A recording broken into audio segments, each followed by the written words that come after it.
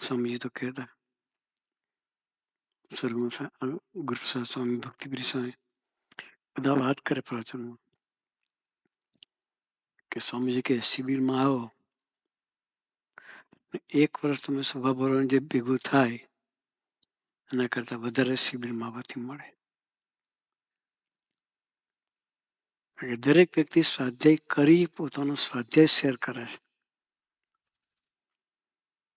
દરેકના પ્રવચનો કેટલા સરસ, પ્રેઝન્ટેશન કેવા સરસ, સંવાદ કેટલા સરસ,